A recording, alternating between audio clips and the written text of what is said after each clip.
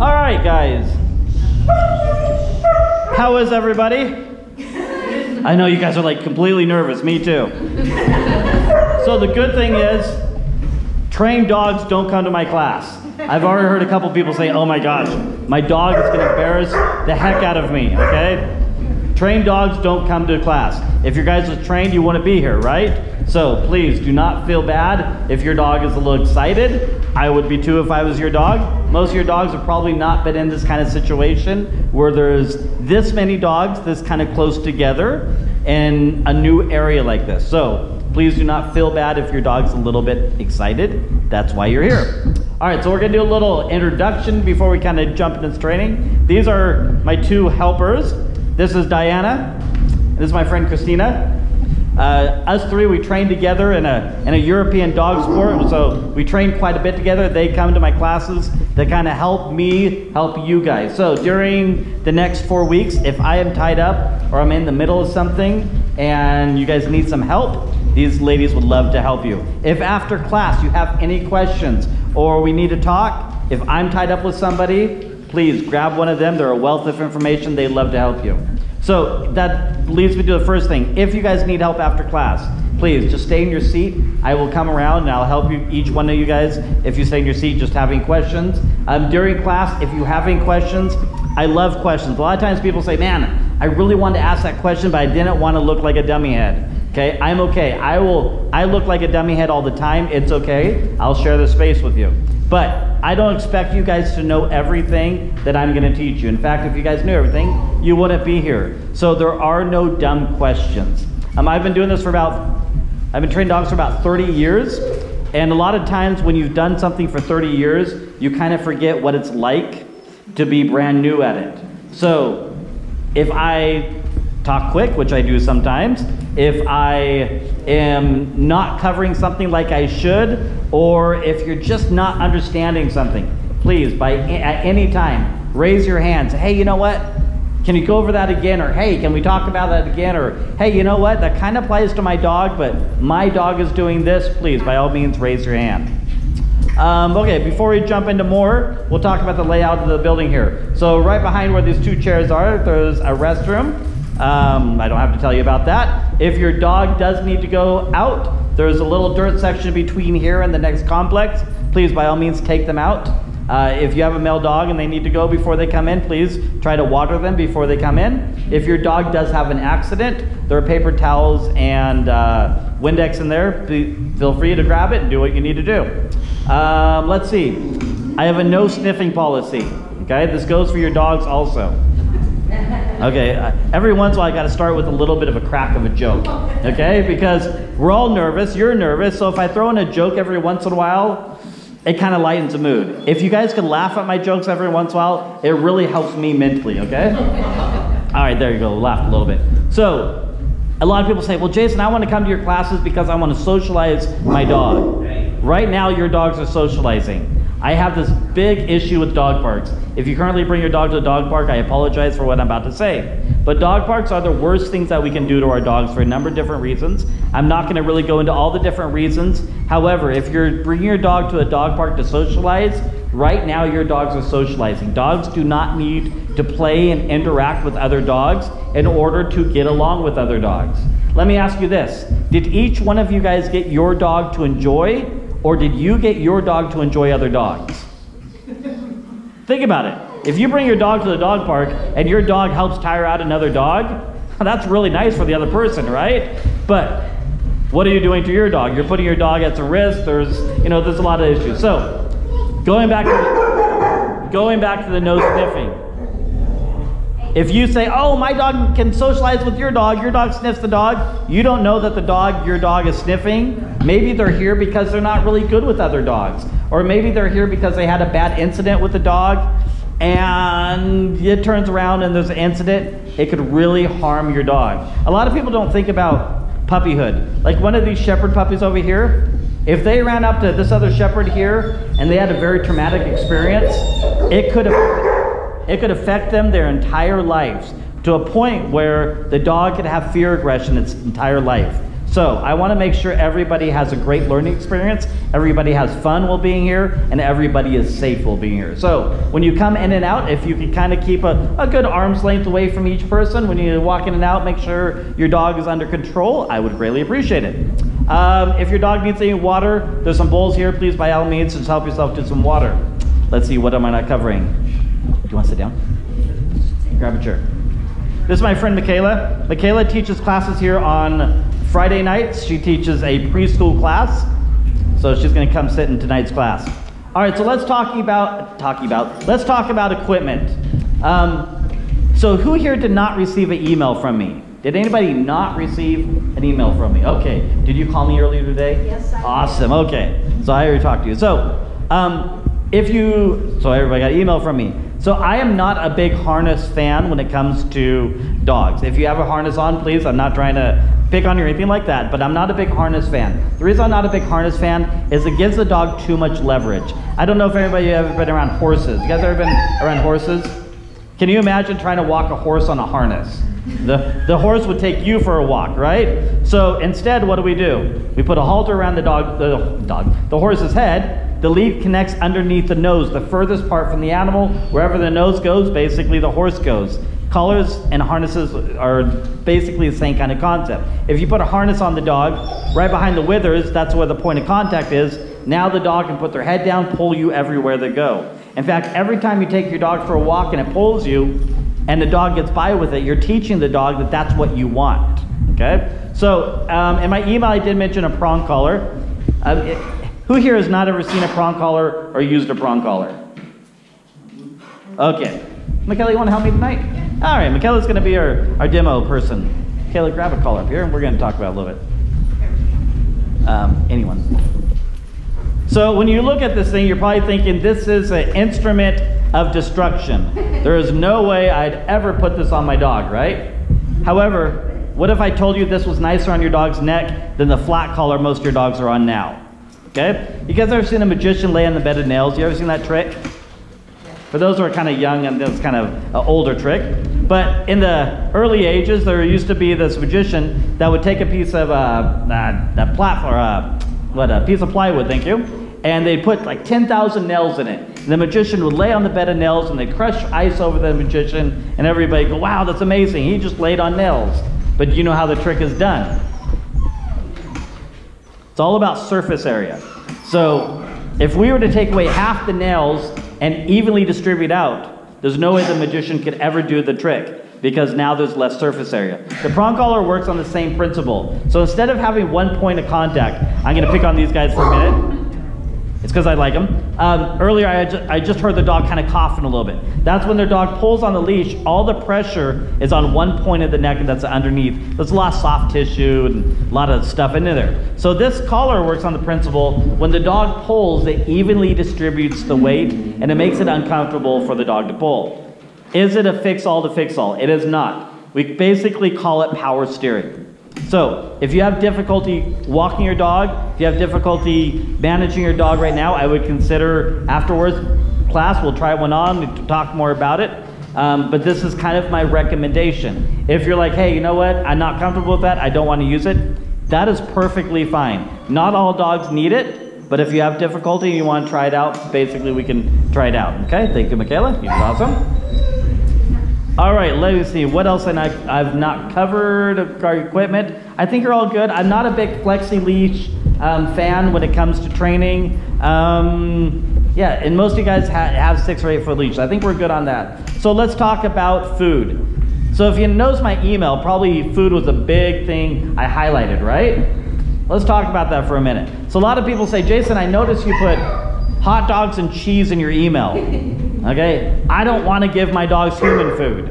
Well, first of all, I don't believe hot dogs are human food. Okay, I don't think any human should eat them. With that said, if you give your dogs hot dogs, your dogs are not going to start begging at the table. I guarantee it. If you never give your dog steak for 5 years, and one day your dog gets a steak, it's going to say, damn it, I didn't get steak for 5 years, that's why it's missing, okay? So by giving your dogs hot dogs and cheese, your dogs are not going to start begging for human food. However, the type of food we use can dictate how well the dog does. Okay, dog training is all about reps, okay, or muscle memory, we call it. So if I'm teaching my dog how to down, and if I do, let's say I do 10 downs in a 2-minute time frame or a 1-minute time frame, my dog is going to learn that muscle memory quicker than if I did 10 downs in 10 minutes, okay? I'll say it again. If I do 10 reps in 2 minutes, my dog learns the behavior quicker than if I do 10 reps in 10 minutes. So if I'm working with my dog and I reward my dog and I give my dog a crunchy bone, and it takes the dog, what, 30 seconds to a minute to digest it? Now what happened to my learning curve? Now it just shot my learning curve to hell, because now it's been 2 minutes before I can set up again to do the behavior, okay? So you are not required to have hot dogs or cheese. However, after tonight, you will know if you need a higher value of food. So if you're using a store-bought treats, please don't feel bad, you're not the only one. It's a good opportunity to go home and say, okay, what do I need to do different the next time? Plus, I always kind of like this. I'm really into marketing. I own 3 businesses, so marketing is really important to me. So I love going down the pet food aisle or the pet store aisle with all the treats. You ever guys walk down the aisle and see how many treats there are for dogs? Holy crap, there's a ton of them, right? But there's always this theme. They always have these cartoon characters, or they always have the word bacon in it, right? Who are they advertising to? You or the dog? Yeah, exactly, the people, right? I have never taken my dog down an aisle and my dog look at that bag and say, man, that looks like it'd be really good, okay? So if you're picking your treats based on a cartoon character, you might want to try something different, okay? If you're not into hot dogs and cheese, I recommend cooking some chicken breasts, cutting them up in little bite-sized pieces. There's also some tuna fudge. How do you make tuna fudge? So tuna fudge is like you can get canned tuna or the canned salmon, and you can put it on a baking sheet, use flour and some cornstarch to kind of make it thick, and then bake it at 375 for 15 minutes, and then you cut it into squares. It smells awful, but the dogs really like it. And it's basically just tuna fish. Yeah. So you can try that route. So high value makes a big difference on learning curve. Plus it also goes over what we're going to learn first, which is engagement. So before I kind of get ahead of myself, I apologize. Right behind this young lady in the corner here, there is a board. It's everything that we're going to cover in the next 8 weeks. Sorry, next 4 weeks. Wow, I just added classes. So next 4 weeks. So I'm going to be honest with you. My classes used to be 6 weeks long. Now they're 4 weeks long. Statistically, if I had a 6-week class, by the time 3 weeks are over, half the class was gone. Okay? Now you're probably thinking, oh crap, PetSmart's right down the road. I gotta go join them. Okay, nothing against PetSmart. But the reason I say that is this. A lot of people sign up to my class and say, man, if I just go to class, my problems are gonna be fixed. My dog is gonna be trained, everything's gonna be wonderful, my husband's gonna sleep back in the bed with me, my wife is gonna make me pizza and beer again. It does not work like that, I guarantee you, okay? Dog training is no different than working out at the gym. I just go to the gym down the road here, and the owner is a good friend of mine. He told me he makes at least probably 50% to 80% of his business in the first 2 months of the year. Why? Because people have unfair expectations. They think, man, I'm just gonna go to the gym, everything's gonna be okay. It is kind of like your dog. If you don't put the work in, you're not gonna get the results. I am here to give you the knowledge. Okay, I am here to give you the knowledge. You guys are here to put the work in. If you only work with your dogs when you come to class, I guarantee your dog's not going to be trained, okay? In fact, and it's going to seem really weird, I'm going to say this. I actually don't care if your dogs don't do really good here, okay? The reason being is this is a hectic environment. This is a new environment for your dogs. This is not an optimal learning environment for your dogs. I want you guys to be able to take the knowledge, go home and apply it. Now, yes, I hope your dogs are able to perform here, but don't be discouraged if your dog doesn't do as well as your neighbor's dog or another dog. Every dog works at its own pace. Every dog is going to be doing a little different. My goal is to teach you guys the knowledge in order to work with your dog. So, up here is a list. We're going to go over 2 to 3 new behaviors each week. Next week, we'll go over last week's behaviors and then learn 2 or 3 new behaviors. I record all of my classes and I put them on my Facebook, my YouTube page. So if there's something that you're like, man, that guy just talks way too quick, I missed half of the class, You can go back, review it, watch yourself, see what we covered. That way you guys really learn it. I really want you guys to learn this stuff, okay? For two different reasons. One, I want you to tell your neighbor about me and give me good credits on Facebook and Google. Two, it's because I really care about you guys and I care about your dogs doing good. This is not my living. I have 2 other jobs at my living. I do this because I want you guys to have success. So, if there's some way I can help you guys have success more, please by all means tell me, okay? So, let's see. The first thing we're going to cover tonight is engagement. Can somebody tell me what comes to mind when we talk about engagement and dog training? Anything. Just throw it out. Just dogs coming in contact with other dogs. Okay, that can be a form of engagement, not what we want, but kind of, okay. Anything else come to mind? Attention. Attention, that may be one thing, okay.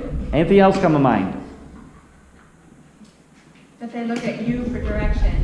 Okay, okay. So this is a pretty common response I get. Usually a lot of people say attention. Attention is something that we are going to teach your dog, but attention is a verbal cue or a behavior we're going to teach your dogs. Engagement is a frame of mind. It gets the dog ready to train. You guys remember in school, I know some of us, been a couple years since we've been out of school. You ever remember the teacher saying eyes forward? Yeah. Okay. Why did the teacher always tell us eyes forward? Any idea? Okay. The teacher realized that if your eyes are forward and you're fixated, your brain is open for learning. It's kind of like opening that third eye, okay? Your brain is ready for input. Your dog is much different. So let me ask you this. If I went up to this lab right here is really in tune with whatever is under the chair, right? If mom asked him right now to do something, what's the probability of him doing something? 0. That's like 0. That's why we're here, right? Okay. But my friend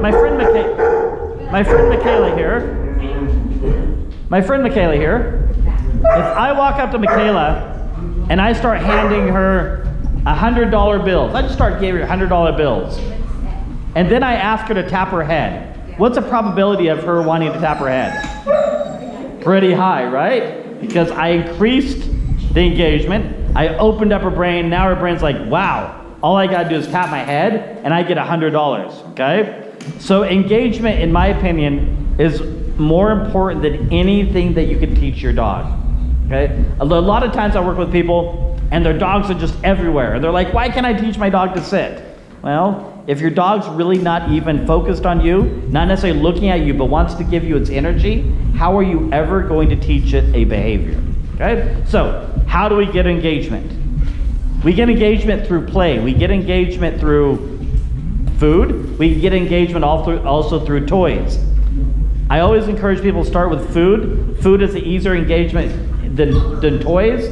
A lot of times if we try to engage with our dogs with toys, the moment the dog gets the toy, a lot of times they just want to kind of go do their own thing, and now where's our engagement? Our engagement kind of disappeared. So we're going to teach you how to do a little engagement with your food.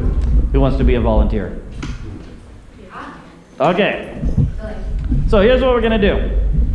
I do a lot of role playing. Here's why I do role playing, for 2 reasons.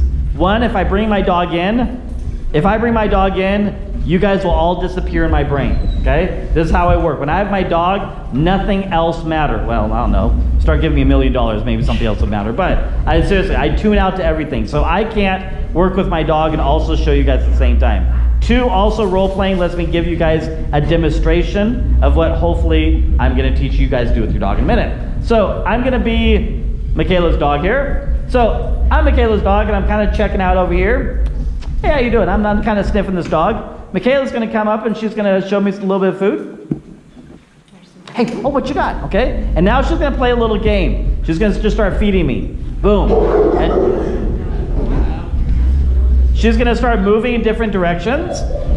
Okay, we're playing just a little bit of a game with the food. Just a little bit of a game with the food. And as I move, she's feeding, okay? Now the moment she stops feeding, what am I going to be thinking? Hey, come on, what are we going to do? Don't stop, okay? If I start handing her $20 bills and I stop giving her $20 bills, what is she going to do? Come on, dang it, give me more $20 bills, right? Okay, so now that she's given me all that reward, all that money, now she asks me to do some little behavior, like maybe just put my butt down or look at her face. what's the probability of me doing it? Way greater, right? Okay. So think of it, thank you. Think of this kind of like a pendulum.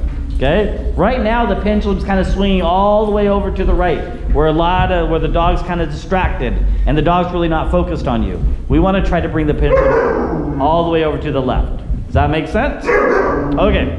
So, does anybody want to be a quick demo dog for me? I need somebody to throw the gauntlet down and say, you know what? I don't mind being in front of everybody. I'm gonna pass on you. I'm sorry. I was gonna say, do you or do you not? I'm gonna leave you back there for now. Okay? I'm gonna have you do it. Come on out. With him? With him. Yep. Sure. With his food? Yep. Always have food. I'm just trying to property all these. I didn't prepare it very well. It's okay.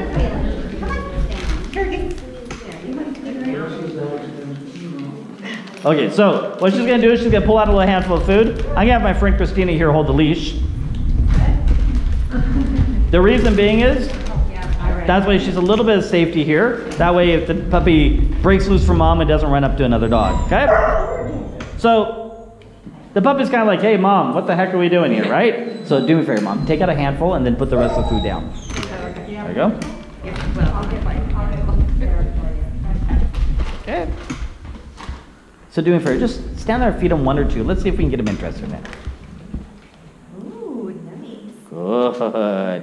Okay, back up a little bit, encourage him, just kneel down a little bit. Come on, Fergus. Good, try not to put him. Good, okay, don't ask him to sit or anything. Good, try to move the food around. I want you to try to get him to chase it a little bit, okay? Try to get him used to a little, get excited about it. There you go. There you go, and feed him for that. Good. So you see I have her moving the food around a little bit, using a little bit of her energy. He's like, that dog over there is more excited. Feet, yes, good. So, some of your dogs are gonna do this. Some of your dogs are gonna be like, hey, there's a lot of distraction going on, okay? Higher the distraction, the more she needs a reward. She needs to be rewarding probably about twice as fast as she is right now. No, but you don't know. It's okay. That's part of being a guinea pig. Oh.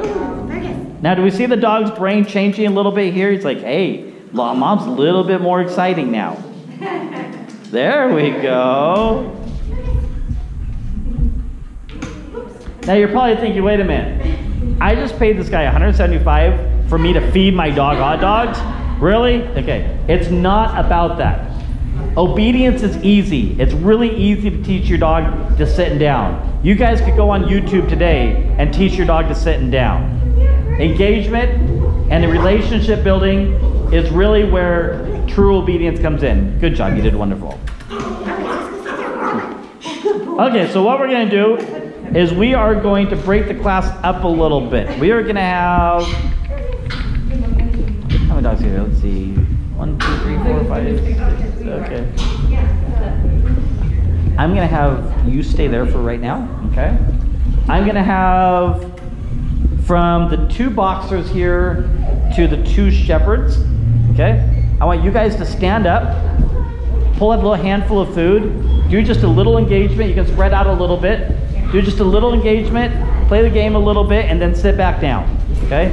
You guys can do it right behind your fence there, okay? We do it, we just stay right here. Good job. So when she gets excited, she jumps up, right? Yeah. Okay. So 2 things need to happen. Let me ask you, do you think this is nervousness or energy? This is the pup from the second litter, so the brother, sister, Gotcha, okay. And they're all fine. I mean, they have their tays, but he hasn't been around in situations like that. Okay. So if this makes him nervous, then just maybe do it just sitting down a little bit, move the food around a little bit, and then if he does good, slowly stand up and then ask for it, okay? But I don't want him to jump up on you or anything. Okay, so when you do this, you gotta actually feed him, okay? Oh, I did. Okay. It's just that Training's gonna be super easy for him. Her. she's just, Sorry. I went through a whole handful. Nice. I want to be your dog. Good job. So right now, don't worry about asking to do anything, okay? Just get them to chase the food a little bit, play a little game with them, make this a little bit exuberance. There you go, feed. There you go.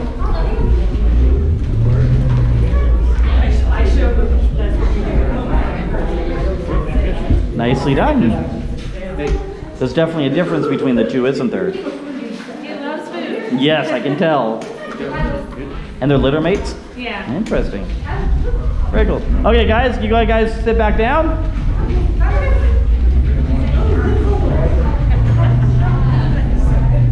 Okay. If you didn't just stand up, let's have the rest of you guys stand up. So, looks like you guys, I'm gonna have you do it right here, okay? Just right in this area here. That's fine. Okay. Why don't you guys come over here a little bit?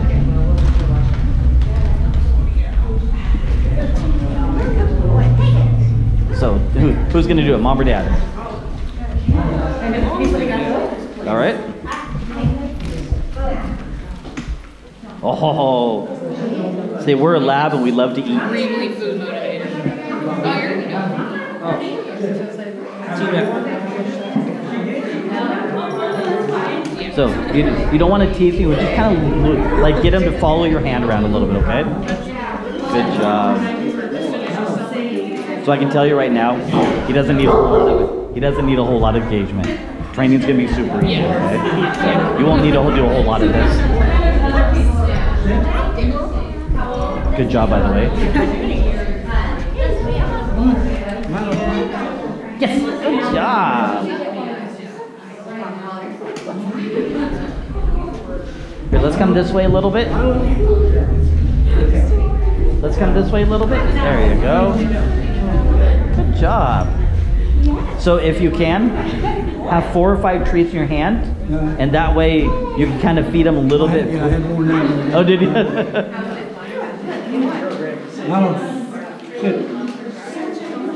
Good job. So if you can, try not to pull up on the leash. Tell the dog to sit. We'll talk about that in a minute, okay? Good job. Okay. So if you guys sit back down, we're gonna go to the next step. Good job. All right. Pretty self-explanatory, right? Now, do you notice anything from some of the dogs now? Some dogs are like, hey, I want to do more of that. That was kind of fun, right? Okay. So let's talk. Next, we're going to work on sitting down. But before we talk about that, we're going to talk about a quick concept, a marker for release, a release of behavior. Anybody ever heard of a release of behavior, releasing your dog from behavior? Anybody heard of that concept? Okay. Raise your hand if you've ever had kids or you've had kids. Okay? I'm sorry for you, I'm just joking. So, if you put your, I don't have kids in my class. I really like it when kids are in my class because they really, I don't want to embarrass her, Mom. Jeez. Okay, we'll ask her a question. Does your mom ever put you in timeout when you were younger? Like years and years ago? Yeah. Okay. I think so. If you got to choose how long timeout would be, or let's say your mom's grounded you from your phone. If you got to choose how long you're grounded, how long would you choose? Nothing, okay. Okay, so the concept I'm trying to get through is if you give the dog a choice, if your dog had a choice in order to chase the squirrel or sit, what do you think they're going to do? Chase the squirrel, right? Okay. So in dog training, we have what's called a terminal marker. Basically, ends a behavior. Tells the dog that you're released from the behavior. Let me ask you this. If you tell your dog to sit, how does your dog know to get out of the sit? Ask yourself, if you ask your dog to sit today, did you tell your dog it's okay to get out of the sit? No. Probably not. Probably your dog just kind of chose, hey, to get out of the sit on its own, right? Okay, so you're not telling the dog it's okay to end that behavior. In dog training, we always want to tell the dog when the behavior is over. If the dog does not know when the behavior is over, and it chooses when the behavior is over, then it's going to choose whether or not to initially do the behavior. Does that make sense, or I need to go over that again? Okay, so the verbiage you use does not matter. I had a client years ago. She trained her dog in colors. Red meant sit, green meant down, blue meant come. It does not matter. In fact, I teach my dogs in German. I think they do. A lot of times people say, man, Jason, why do you teach your dogs in German? Okay, I do it for 2 different reasons.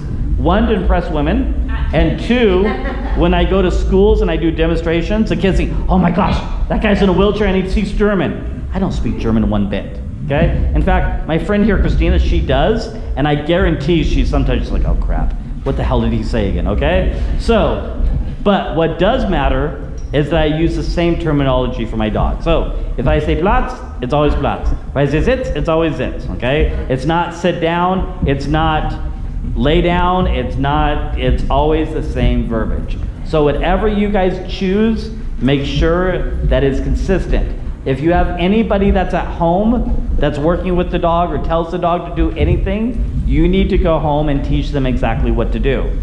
If they are not willing to do exactly what you are doing with your dog and use the same verbiage, you need to tell them not to ever tell the dog to do anything. It's that serious. So, because look at it this way. If this young lady went to school tomorrow and she was taught that the earth is flat, would it confuse her? Probably, because she's been taught the earth is really round, right? Okay. If we have a 5-year-old and we're teaching a 5-year-old 1 + 1 = 2, and then the next day it equals 7, and the next day it equals 8, how will the child ever learn what the exact problem is? So if you're teaching your dog one thing and somebody else is teaching the dog something else, then your dog will never really learn what the correct answer is. Does that make sense? Okay, so back to the free. So if you guys want to use free, that's perfectly fine. Some people use the word okay. I'm not a big okay fan because we use okay in our daily verbiage. But it's just some marker word that tells the dog we're all done or finished or whatever you guys want to use, okay? Can I use you for a minute, Christina? Or Michaela, whatever you are. So, Michaela asked me to sit because I sit really well. Sit. Okay, so there's 2 ways she can end this behavior. She can take a piece of food and toss it to her left or right, say free, oh boom, I go and I get it. All right, okay? Or she can maybe just jump back a little bit, free, and then go into a little feeding, okay? It doesn't matter how you do it. You just want to teach the dog that the behavior is over. Thank you. Does that make sense so far? Okay, so the start of behavior is whether we teach the dog sit down, whatever we ask them, but there has to be an end to behavior. The one contrary to the rule is, if Michaela asks me to sit and then she walks away, she asks me to come, she doesn't have to free me during the sit. She just say come, because I'm going from one behavior to a secondary behavior. Does that make sense? Yeah. Okay, so now I'm gonna really screw with your brains a lot. Has anybody ever here taken classes already for any kind of formal training already? Yeah. Okay, so there's some trainers that right off the bat, right, the day you go to class, they start teaching you to tell the dog to sit when you lure the dog. They'll take the food, go over the dog's head, they'll tell the dog to sit right away. Okay? To me, this is faulty. Here's the reason why. We don't put a marker word to a behavior until the dog understands the behavior. Okay? We'll do this, I'll go this again. We don't put a marker word, we don't put a command to the behavior until the dog understands the behavior. Michaela, can I use you again? Okay, go back over there, please. So let's say Michaela's working on recall, which is one of the things we're going over, not tonight. Okay, so let's say she's going to do this 10 times. So she calls me. Oh, hey, how you doing over here? Okay. Hey, sorry, I didn't mean scared. Hey, oh, did you call me? Oh, nah, I don't want to see this dog over here. Okay, fine, I'll come to you. Okay, now let's say, okay, we're going to do that again. She calls me. And how you doing? Okay, I'll come to you finally. And then she feeds me. Okay, what is she teaching me to do? Whatever you want. Yeah, exactly. Basically, yeah, I'll come to you on my own time, and then I'll get rewarded for it, right? Okay, now call me. Okay, Mom, I'm coming. I really want to come to you, please. Okay, that's the kind of reaction. I know it's kind of geeky, okay, but that's a reaction I want. Ask yourself this. Do you want your dog just to come to you slowly, or do you want your dog to run to you? You guys are at a park. Your dog jumps out of the car prematurely. Do you want the dog to run around sniffing everywhere, or do you want the dog to run right to you instead of running across the street to the other dog on the side of the road, okay? So, let's say Michaela does this 10 times. 7 to 8 out of 10 times, I kind of check out a little bit and then I come to her. What behavior am I going to learn? The correct way or the wrong way? You got it. But let's say I go to her at least 9 times correctly, and 1 time I fail. Is it a pretty good understanding that I understand? It's a pretty good assumption that I understand what she's trying to teach me? Okay, thank you. So the idea is we first teach the muscle memory before we put a marker or command to it. Does that kind of make sense, guys? Okay, this will make a whole lot of sense in a moment. All right, so next thing we're going to work on is down. Down seems to be the most kind of difficult thing that people have difficulty with. Who here has tried to teach their dog to down? Raise your hand. Okay. Out of those people that raise their hand, who here has not taught their dog to sit and then down? Okay, so do you know why you've taught your dog to sit and then down first? Because it always makes sense in our mind to divide the dog in half. If we can get half the dog's body down, the rest of the body is really easy, right? Okay. However, it's much like this. Let's say you ask your husband to go mow the lawn, instead he paints the house. Would you be really confused? Okay. You'd be like, all right, way to go. Okay.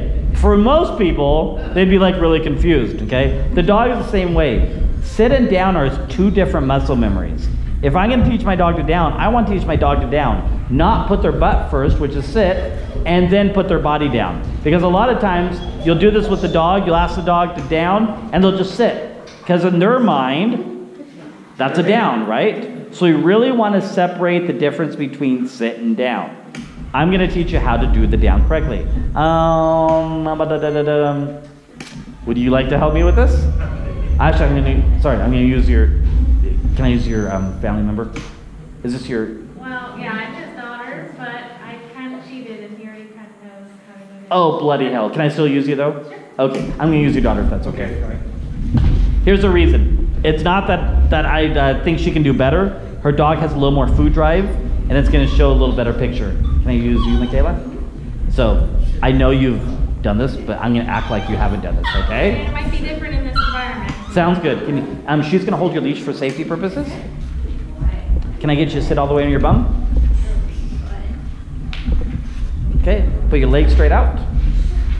Okay, bend your knees slightly up a little bit. Okay, put food from your left hand, put it all the way underneath your legs. All the way underneath your legs, feet all the way underneath. There you go. Show the dog the food. You might have to help it a little bit with the other hand. Oh, there you go. And stop. So here's what you're going to do. You're going to play a little London bridges with your legs. Basically, the dog's going to go underneath your legs, and it's going to drop down. And the moment the dog drops down, you feed the dog. Okay. Does that make sense? Okay, now go ahead and stand up. Okay, now, after you do that for a couple weeks, you want to take your dog back? Here's what your dog will do. Here, take your food and put it in front of your dog's nose. Walk backwards a little bit and say, come. Now take your hand and go right between his front feet and say, down. Down. That's what your goal, that's what your end goal will look like. Good job, by the way. You did really well. Okay, so you're probably thinking, wait a minute. 1, I can't get down to the ground. I have either a small dog or I can't get down to the ground. There's a way around that. You grab that plate for me, please. The pole, please, yep. So sometimes we have to think outside the box.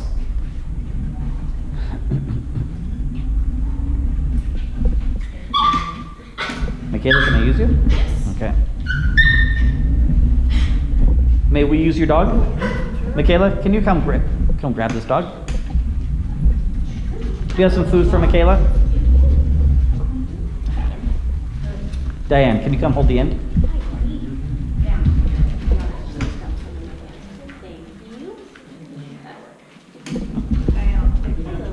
There you go. Make friends with her a little bit.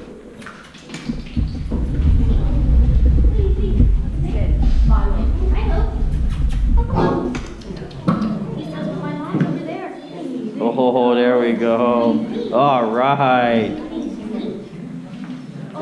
Okay, so watch what Michaela's going to do. She's going to step over the pole. Dog's going to be on that side. She's going to take her hand. She's going to put it underneath the pole. Over there. She says there's $100 bills on the ground. I know. I know.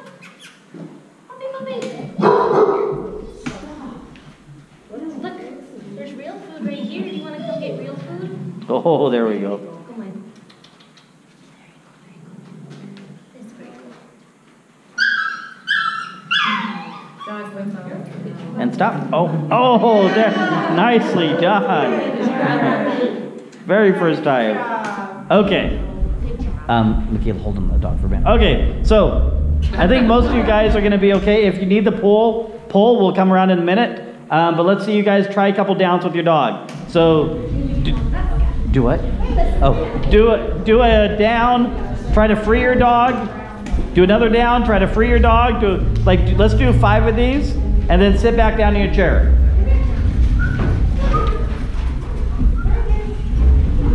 Can you guys go over there and help me with this?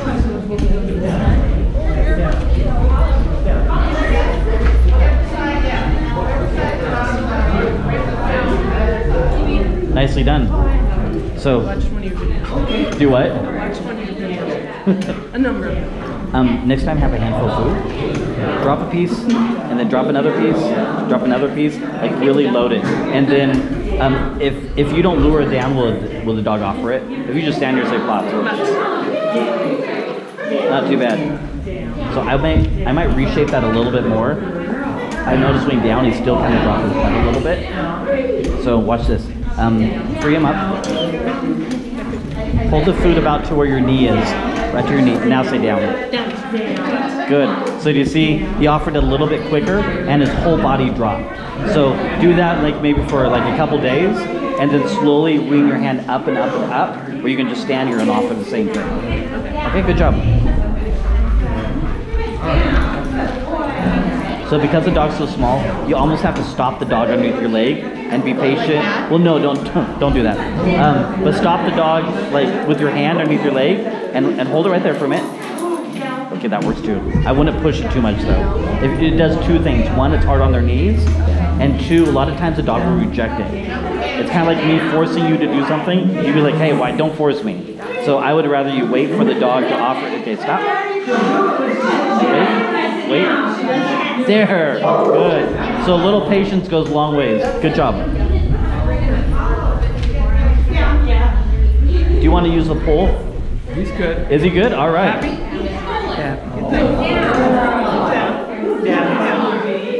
Get down. He did work. Did he? There we go. Now, good job, but he had his butt down first.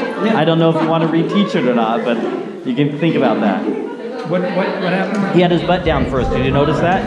He didn't do it from a stand. He had his rear down first. Down. There you go. So, 2 things I do differently that'll really help you. 1, only say the command once. Do you always want to tell him 2 or 3 times? You told him 3 times and then you paid him for it, right? So basically you told him that was okay. If he doesn't offer it the first time, stand up, reset him up again, give him another opportunity. The other thing I would do is, instead of handing him the food, drop the food. Like the moment he downs, drop it between the ground. Okay. He won't be so amped to follow your hand back up. Okay. Does that make sense? Got it. Good job. You're welcome. How's he doing? Good. So do you choose a release word, or you just, what do you choose? Whatever you want to use. Whatever you like. I use free, but it's up to you. Whatever you want to use. Some people use. Basically, you have to formally release him, though. Yes. So what was the second option besides throwing the food somewhere? Like you can just jump back free. That's what I do with my dog. I just move back out of position a little bit, give a marker word, and then feed him for it. Okay, so with that option, do you feed him when you free? Yeah. So the moment you jump back free, then you feed him. Okay. How did you teach him such a nice down? I watched your video. Way to go. I kind of thought you did because he did it really nicely. Well, now I can point at the floor and say down. Here, hold on. It's okay. It's a little nervous. Down. Down. Okay, so I would not point at all. So let me show you something. Pull out food. Okay. I want you to hold the food just below your knee. Okay. Say, like, get him interested in the food. Good. Walk backwards a little bit. Okay. Now stop and say down. Don't point. And there, drop the food. Good. And drop it between his front feet. Okay? And then you slowly lead your hand up and up and up, and you'll be able to stand here and say down. But if you point, you always have to point. It's a cue that he'll always rely on.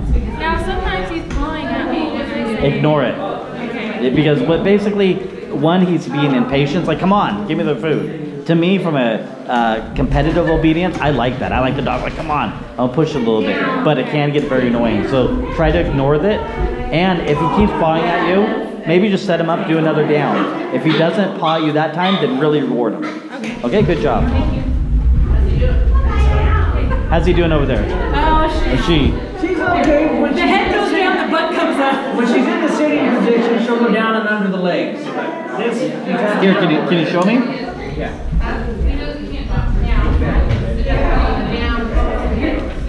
Well, now she's just laying down with me. She's like, Mom sits right there. Here, toss a piece of food away from you a little bit so she gets up. Okay, now have a piece of food already under your leg. Show it to her, show it to her. Down. Nice. Good girl. That's how you want to do it. And she does it when I do that. Then once I stand up. Then Okay, she's we'll like, talk about that in a moment. So a lot of people are giving a down command already before the dog goes down. Thank you. How's he doing? She doing? He, sorry, how's he doing? Pretty good? He smells like dog. Okay, so 2 things I do differently. 1, you pointed. What happens if you're carrying groceries and you can't point? And 2, he did drop his butt down first. Now, in the end, this is your dog. If you're happy with how he's downing, I'm happy with how he's downing. But if you want to teach him, in my opinion, a correct way, I would probably reteach it a little bit, okay? Okay, let's go and sit back down when you guys are ready.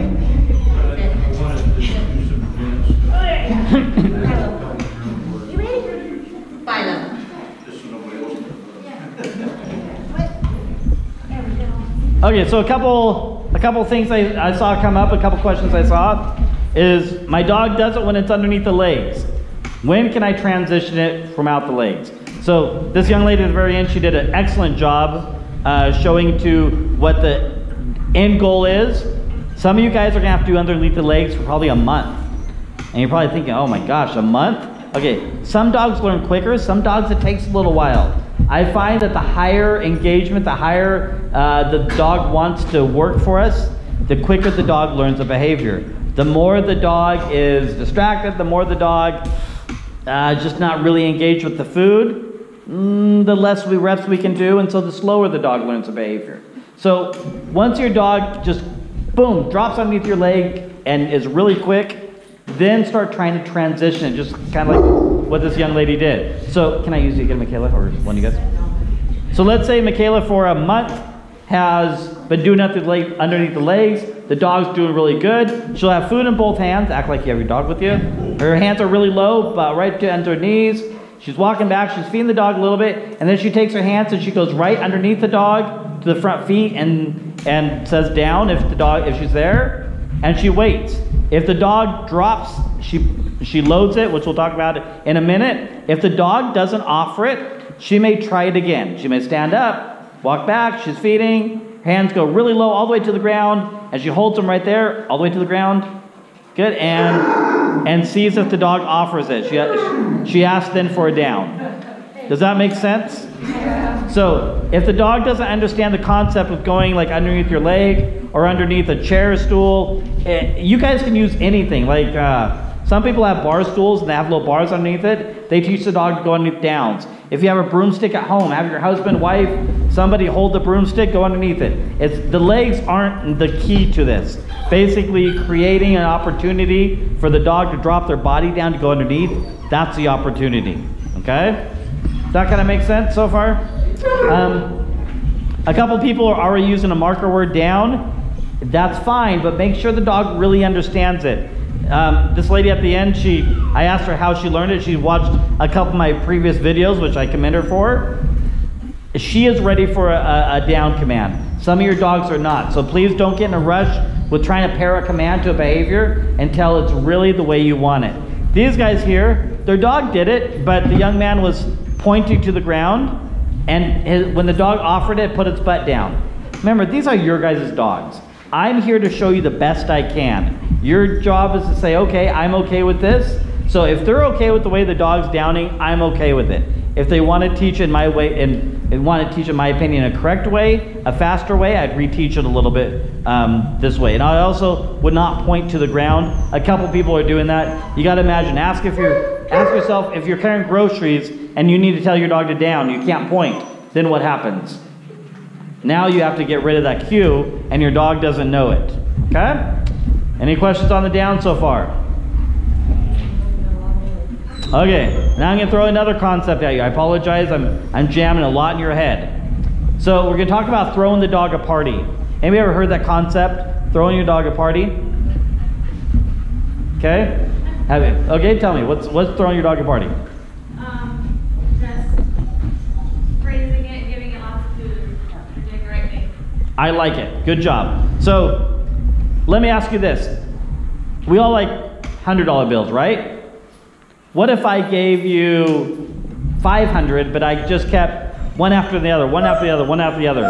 Which one would you like more? Me handing you one $100 bill, or me handing you a bunch over time? Bunch over time, right? Okay. So sometimes when you're working with your dog, and your dog has one of those aha moments, like your dog just gets it. Like you're trying to do the down, and your dog before is having some difficulty.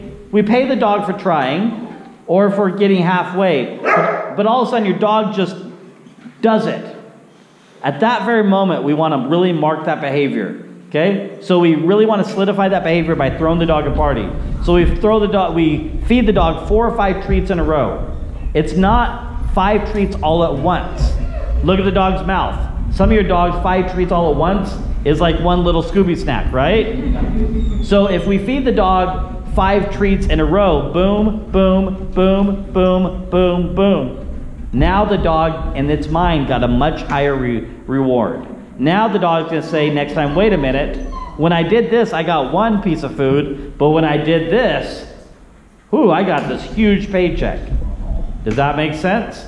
So anytime you're working with your dog, if they offer something really great, or that light bulb goes off, throw them a party, okay? And I guarantee next time you set them up, they're gonna be like, hey, I wanna do that again.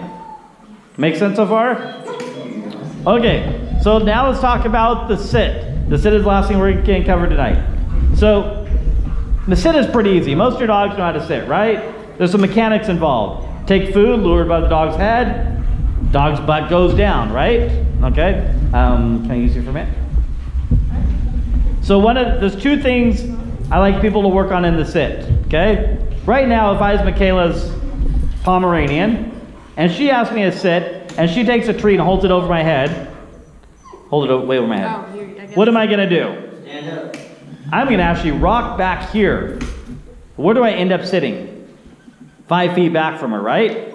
And if she rewards me for that, now every time she says sit over time, what am I gonna do? Back up. I'm gonna back up and sit right here. Okay? So, a lot of times dogs sit really slowly also. So there's 2 things we're going to work on tonight. Sitting a little bit closer to you guys, and sitting a little bit quicker, okay? So Michaela's going to act like she has her dog with her. She's got her Pomeranian. Pomeranian doesn't know how to sit, okay? So she's going to start with a little engagement. Everything's going to start with a little engagement, unless you're this dog here and lives to eat, okay? So if your dog's a little distracted, start with a little engagement with the food. Now, once Michaela's dog is really engaged with the food, Michaela is going to hold the treats really low, okay, close to her leg, right, lower. Remember, you got a Pomeranian. Okay, both hands, okay. She's going to be walking back, feeding the dog a little bit, and then when she wants to do a sit, she's going to guide the dog close to her legs and bring her hands up her body just a little bit, okay. Now, if this was a Pomeranian, Michaela would have failed. The dog would have jumped on her. You don't want your hands to leave the nose. The nose is like a joystick, okay? If the nose goes up, the butt goes down. If she brings the nose up too high, what's the dog gonna do? It's gonna jump up on her, right? Okay, so let's have you guys try it. We'll all come around to help you. Start with a little engagement. When you're ready, bring your food really close to your legs. Slide the food up your legs and see if your dog offers a sit.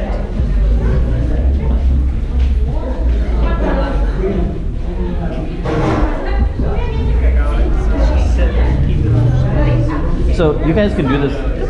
You can do. You guys can, here, watch. Toss a piece of food out so it lands right over here. So show them the food and toss it out a little bit away from you. There you go. Now, hold both. Oh, it's okay. Try it again. Toss it out. Okay, let him have it. Okay, take both your hands with the food in it, hold between your legs, both your hands, and bring it up your body, kind of like you're gonna zip your zipper. And feed. Good job. You'll do what? You'll do it without food leaving inside. Good job, okay. That's the one thing I haven't that he does. Good job then. How's he doing? Good. You see, I've already taught him this is sit and that's down. So if I do that, he goes all the way down. Gotcha. Now, he did sit a little farther back from you. Yeah. If you're happy with that, I'm happy with that. But if you want to sit closer, I'd probably work on trying to bring him a little bit closer. Okay. Okay, wait. Yeah, I see what you mean. There. And if you pay him for that, he's always going to do it. Yeah. So watch this. Put some food right in front of his nose. Walk backwards a little bit. Get him to come to your hand. Now slide. Oh, almost break. Stop. Don't move. Don't step forward. Step back a little bit. Okay, put the food right in front of his nose and bring him forward. Try to move forward. Right in front of his nose. Encourage him. Without saying anything? Yeah, without saying anything. Now slide up your body a little. Oh. Hey. It's okay. Don't get. He's doing really good. You should be very happy. Yeah. He is good. He's just really scared when he first meets other dogs. So it's gonna take some time. Don't So if you now it's When he sits, yeah. I know, but he sits way far. Right, and if you right. keep doing that, he's gonna learn. Okay. So at home, I want you to try this sitting down. Sit down on the edge of the seat. Put your legs straight out and see if you can get him to come in that way. You're sitting down. I think it'll change the mechanics and it'll work. Okay.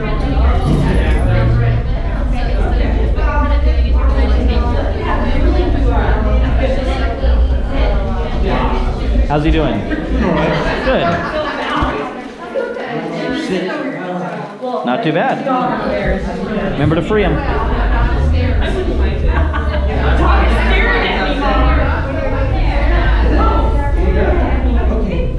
How's he doing? He's doing sit fine. All right. I just tried to have him lie and still having trouble. That's what I was issues. Happy sit. Stay. Good boy. How old is he? He's old. He's having 8? He's having social problems. Every time he sees another dog, he just stops. And he won't move. He won't move. He's doing pretty good. So I like the disruption of it. All right. Well, he's doing pretty good. I haven't I seen think him. this is very good for him. Good. To get out like this. All right. Good. Good to see you, Michaela.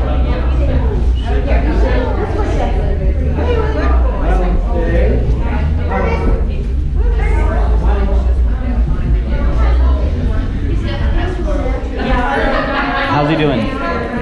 She's okay. She's sitting a little further back. Gotcha. So one thing that might help you is do this from a sitting position.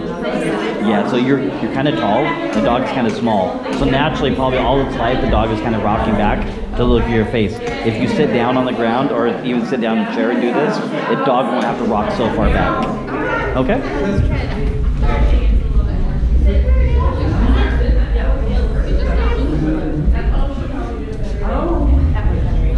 Okay. Let's go and sit back down. We're going to talk a little bit, then cut you guys loose.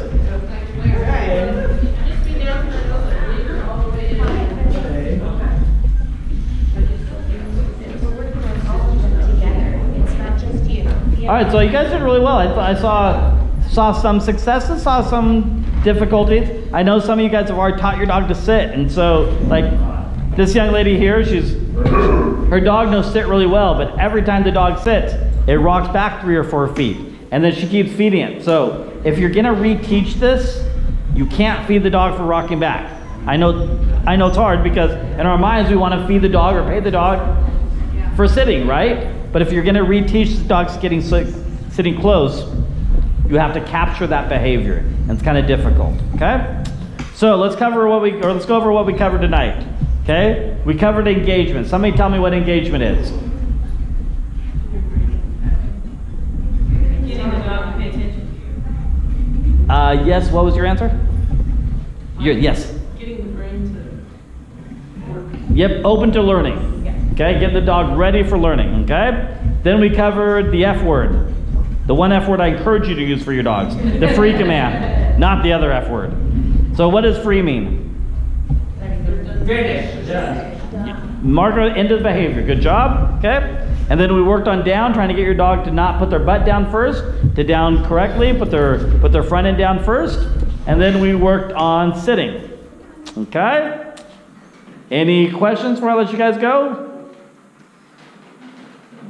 Okay. So if you use the prong collar, should you just use that like while you're training and take it off when they're relaxing at home? That's a really good question. So if you have a collar, don't leave it on all the time. Okay, only leave it on when you're working with the dog or when you're with the dog. If you have kids at home or somebody at home, you don't want them to grab the collar, get their fingers stuck in it. It could really hurt. Okay, so they only wear it when you're with them. If you do have one of my collars, please make sure you don't leave without talking to me with it. If you'd like to try one, stay in your seat. One of these young ladies will help you. If you guys have any questions during the week, please feel free. Email me, call me. Probably call me is the best thing. I get a ton of emails. I don't get back to everybody right when I want to. You guys did really good. Try not to overwork your dog. So if you work with your dog for maybe 5 or 10 minutes a day, and that's it, hold yourself accountable, you're gonna get way more out of your dog than if you try to work with your dog an hour or 2 a day. Your dog is gonna get burned out. This is actually too long of a session, a whole hour for your dogs. This is why